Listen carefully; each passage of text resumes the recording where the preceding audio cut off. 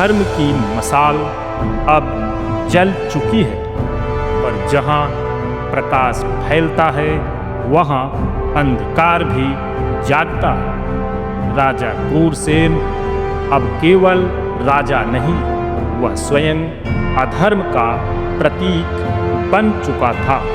और इसी बीच एक योगिनी जो वर्षों से गहन गुफाओं में तपस्यारत थी,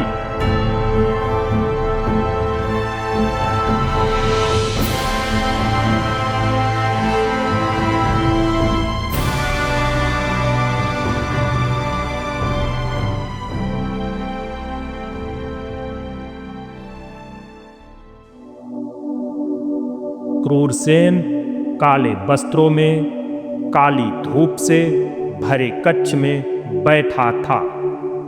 कालीसुर घायल अवस्था में उसके चरणों में पड़ा था। चारों ओर तांत्रिक, अग्नि और राक्षसों की भयावह गूंज थी। कालीसुर बोला, हे राजन, वह साधु नहीं, वह अग्नि है। उसका खड्ग हमारे शस्त्रों को छूते ही राख कर देता है। क्रूरसेन की आंखें लाल हो उठी।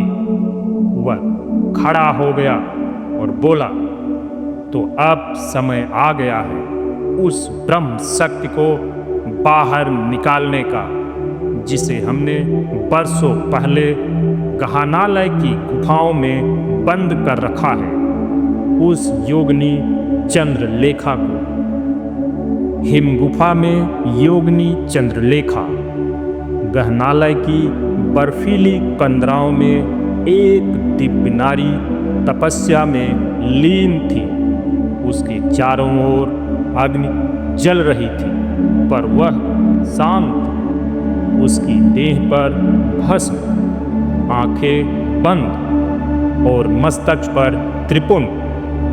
अचानक गगन में अंधकार छा गया और क्रूरसेन के दूतों ने वहां प्रवेश किया। मंत्री बोला, योगिनी राज्य संकट में है। क्रूरसेन चाहता है कि आप लौटे और इस नवयुवक कल्की का अंत करें।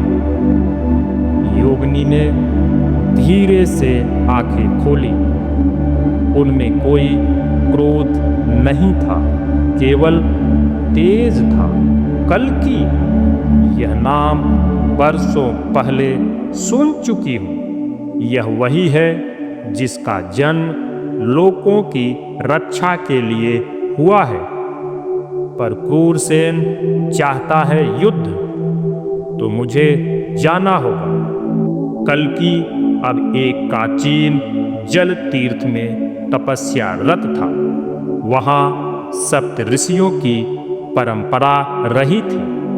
कल्की ध्यान में बैठा, तभी उसे दिव्य दृष्टि मिली।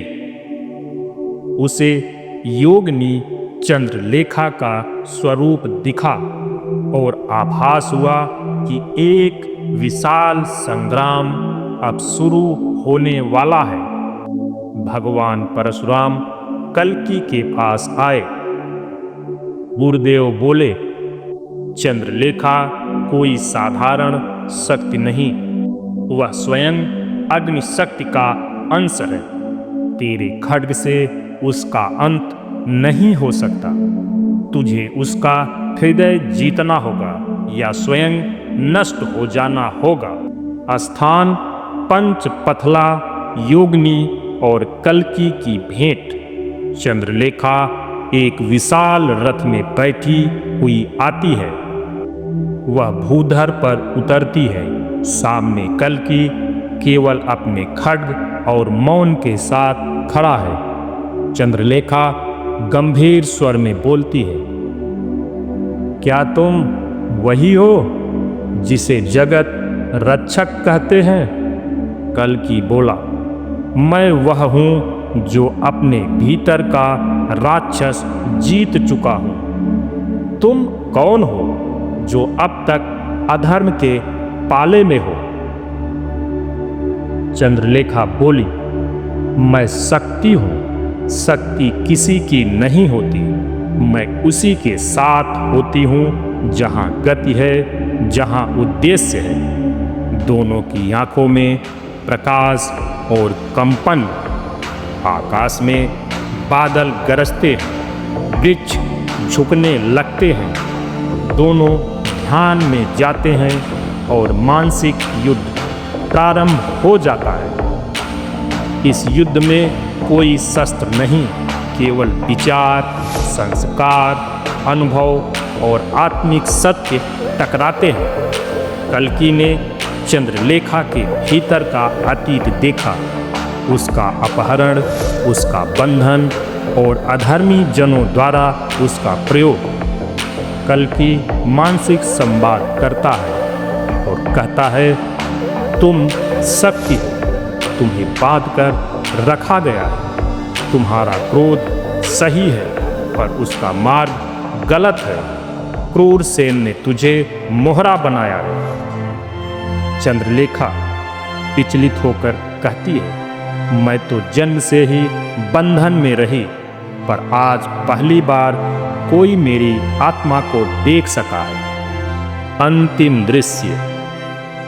योगिनी चंद्रलेखा के नेत्रों से आंसू बहते हैं। वह कल्कि के चरणों में झुक जाती है। आकाश में वर्षा होती है और दूर क्रूर सेन के महल की दीवारों में कंपन होने लगता है।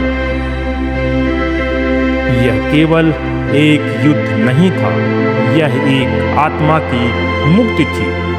अब क्रूरसेन अकेला नहीं, भयभीत भी है, क्योंकि सत्य अब केवल तलवार में नहीं, भावनाओं में भी जा चुका है।